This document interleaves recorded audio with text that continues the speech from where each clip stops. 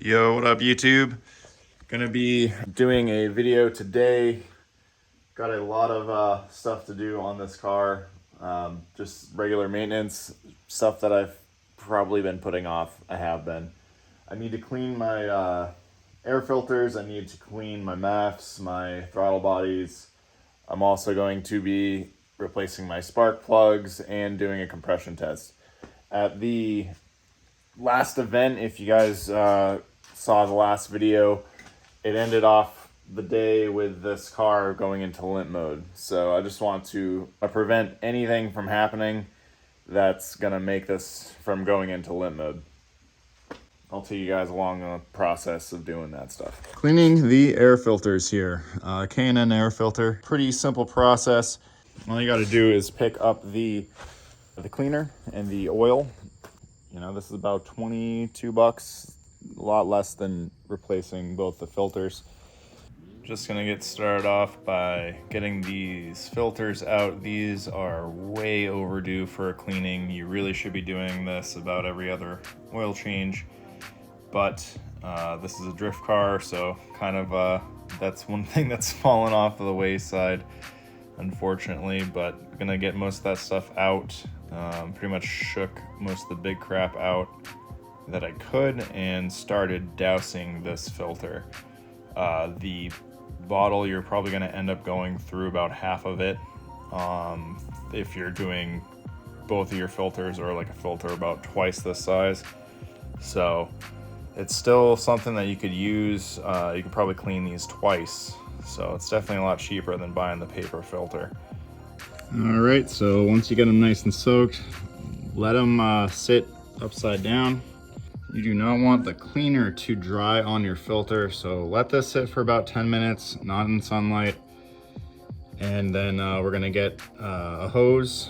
We need low pressure water. You're not gonna use a sprayer or anything, literally low pressure water, cleaning it from the clean side to the dirty side. You do not wash it, the dirty stuff, through the filter. You want to, push that back off of the filter. So we're letting this sit for a little bit, and then we're gonna rinse each of these filters off.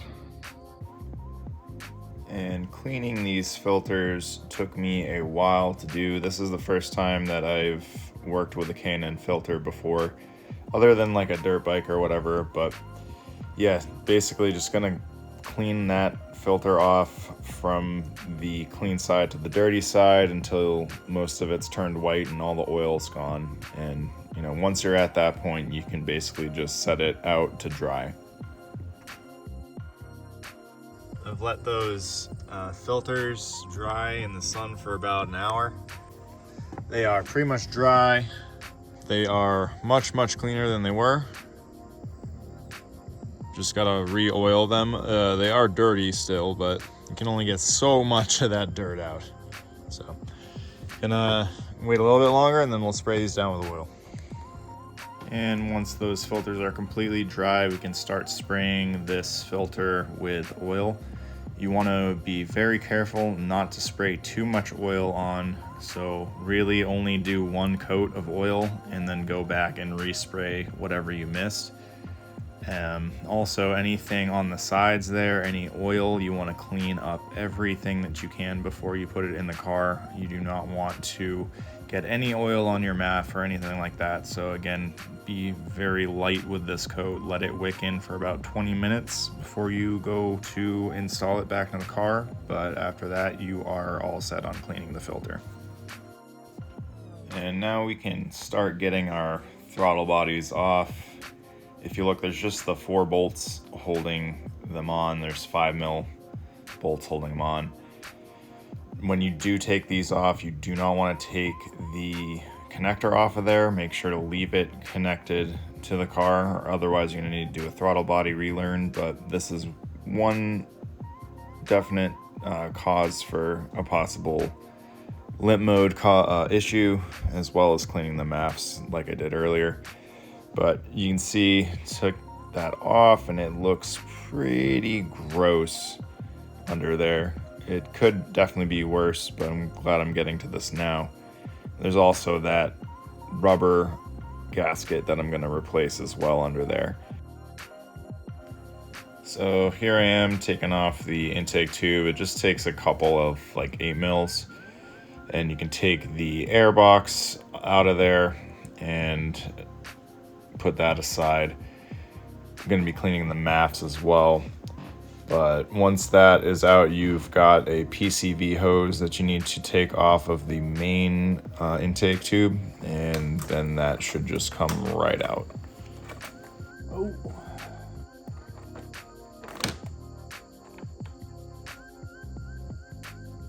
There we go. Got that. Cool.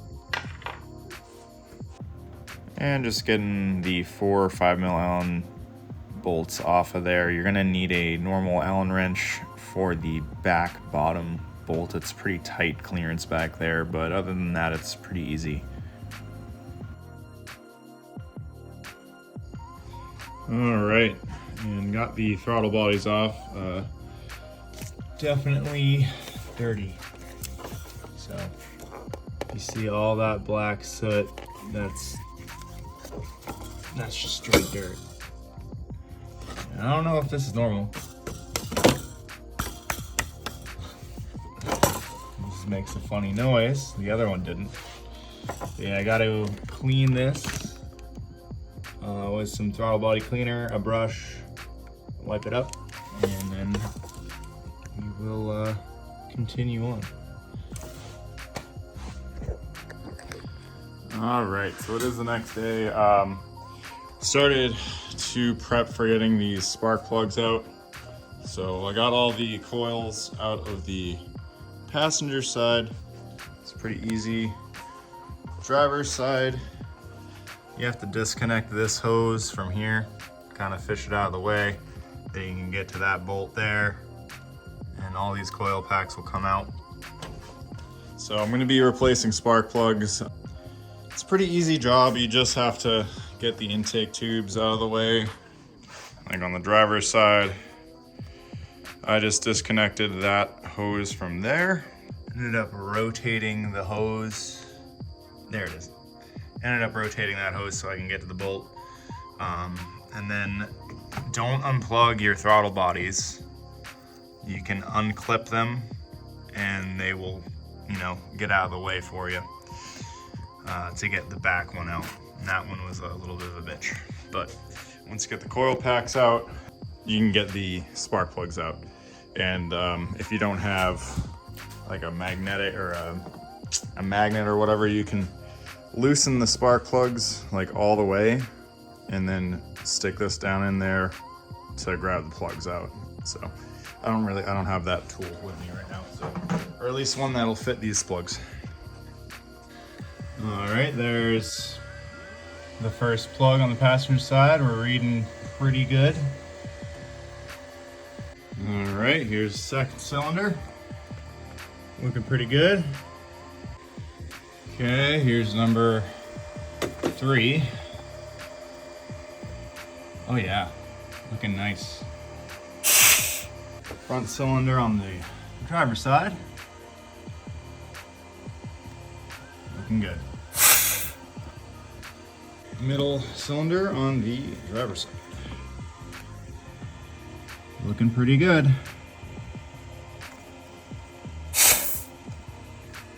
On to the last plug here.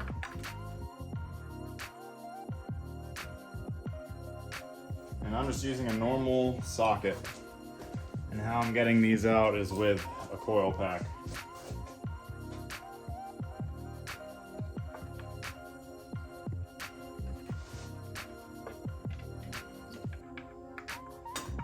Okay.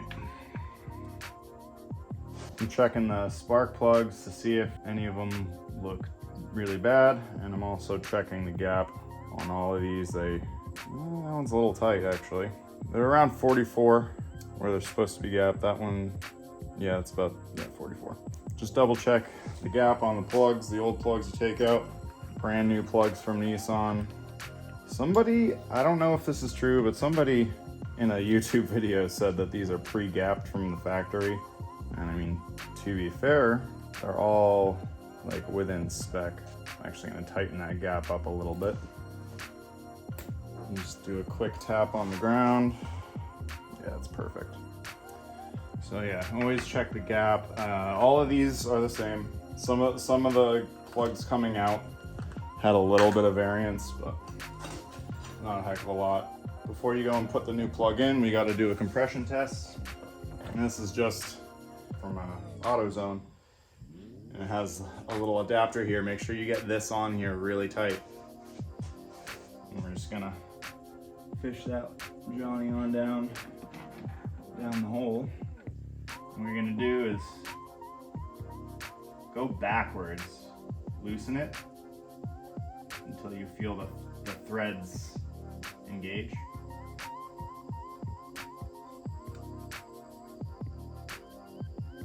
There we go. And then when you go to tighten this down, you don't tighten it very hard at all because there's a O-ring there.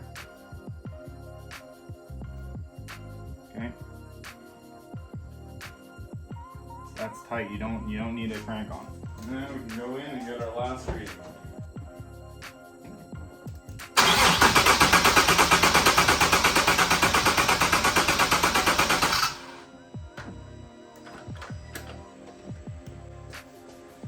Yep, same reading.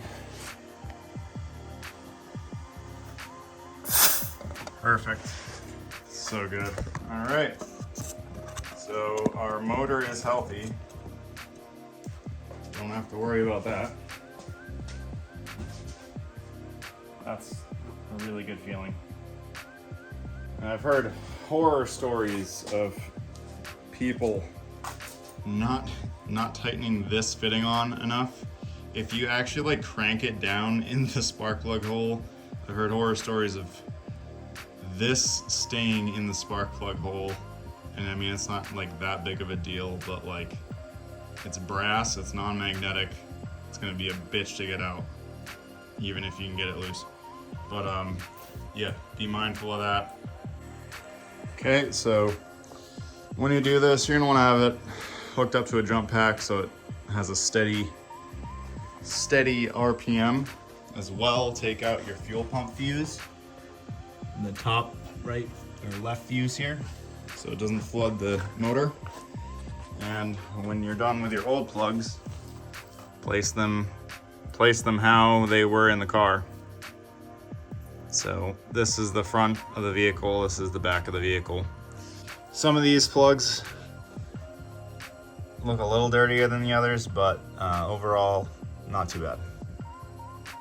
After you get all of the plugs replaced, you did a good compression test, can start hooking this thing back up.